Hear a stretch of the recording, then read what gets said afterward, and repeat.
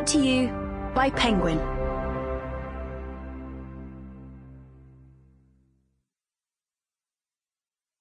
The Secret Sisters Keep by Sinéad Moriarty.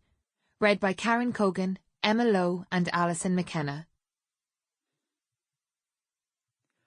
Once upon a time, there were 3 sisters and a brother who went to work naked. She switched off her electric toothbrush and listened. She could hear her husband shouting. He sounded panicked.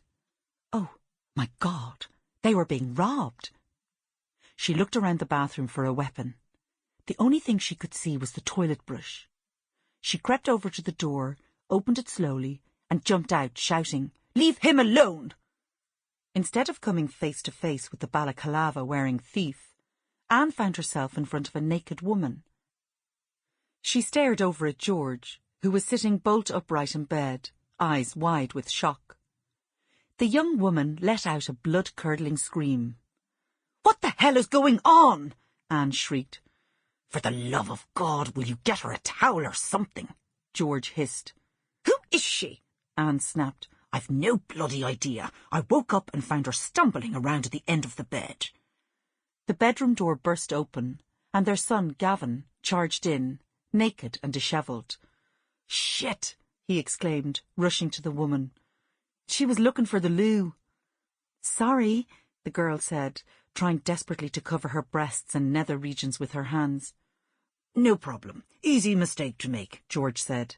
To his wife, he added, "You can put that down now. We're not in any danger. Good thinking, though. A plastic toilet brush would have provided great protection." "This is Amelia," Gavin said. "Annalise," she corrected him. "Christ," George muttered. "Really?" Gavin frowned. "I was sure it was Amelia." "No, Annalise." "Right. Sorry."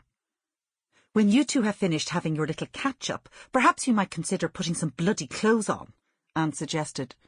"There's no need to be rude, Mum." Gavin looked offended. He pulled Annalise from the bedroom. As she left, she gave them a wave. "Nice to meet you."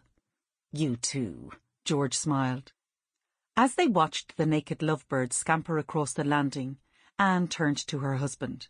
"You can stop staring at her bottom now, George." "I was just keeping an eye on the poor girl to make sure she didn't get lost again." "Poor girl? She's the most brazen hussy I ever met. The cheek of her saying, 'Nice to meet you,' while she's bare-arsed in our bedroom." "How does Gavin get these girls? He's a complete idiot." Anne bristled. "He is not. He's handsome and charming and—" George cut across her. "Unemployed and penniless and going nowhere fast." "You're too hard on him. He's just finding his way." "He's not going to find it having sex with women whose names he can't remember." "Keep your voice down," Anne said.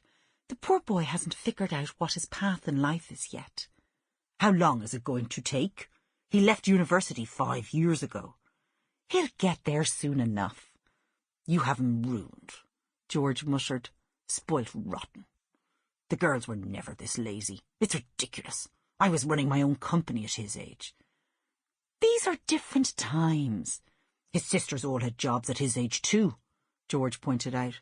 "He needs a kick up the arse." "Don't get all het up. If you have a heart attack, you'll have to make your own way to hospital. I'm not missing Julie's lunch. I'm dying to see the new house. Apparently it's stunning." 3 hours later. George parked beside the brand-new Jaguar in the driveway. "Is that Harry's new car?" Gavin asked. "Yes," Anne sniffed. "It's very flashy. I think the money's gone a bit to his head." "It's awesome," Gavin exclaimed. They walked up the huge stone steps to Julie and Harry's new house. Gavin whistled. "It's a bloody mansion." They rang the bell and heard a commotion inside. It was the triplets fighting over who would open the door. Losing patience, Anne bent down and shouted through the letterbox, "Stop bickering and let us in." The door swung open as the 3 boys continued to wrestle.